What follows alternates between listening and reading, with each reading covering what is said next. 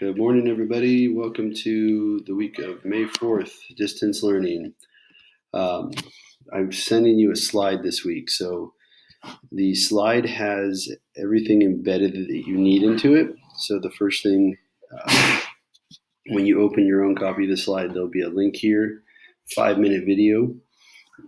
Then there is a link to a slide that we've created that has information regarding energy flow, food webs, and food chains. So it kind of explains and gives a little bit more detail.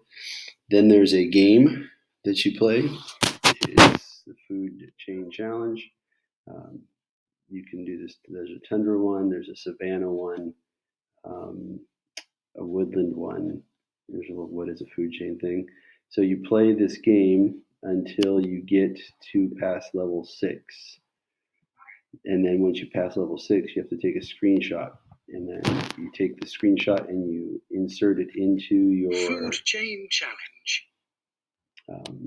Back into that Choose document. A challenge level. So once you pass stage 1, 2, 3, 4, 5, and 6, let's take a screenshot of this.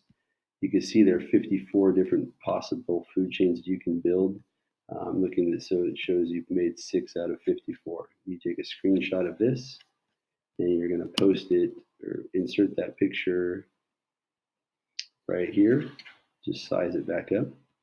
And then at the end, there's a worksheet that I made. So you can write your answers right into the worksheet based off of the food chain. You make a food web here. So you go to the arrow function. Oh, there it is. And then we're going to make an arrow, maybe. So arrow. And so say we're going to add grass in here. You go like that, and then you come up here where it says line weight, and you can make power of 4.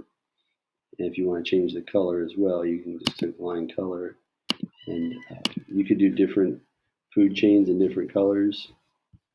It doesn't matter. Just add those arrows in. Continue filling out the questions at the bottom, and then on the last page, well, there's a food web. This is what a food web looks like. You follow the arrows and shows where the energy goes. You answer the questions, and then there's 2 summary questions at the bottom. And for anybody who needs to, if parents really want to make sure you're taking notes, if you don't, you can take picture or you can take notes on paper when you're reading through the slides. You can take notes here as you go through the slides on task 2 up above. If you haven't turned in or taken the little biodiversity endangered species thing from last week, there were 172 responses. That's between all 280 7th graders. So we are still about 90 kids short.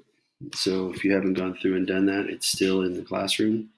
It said it's due, but it's okay if it gets turned in late. Just try to answer those 4 questions to the best of your ability.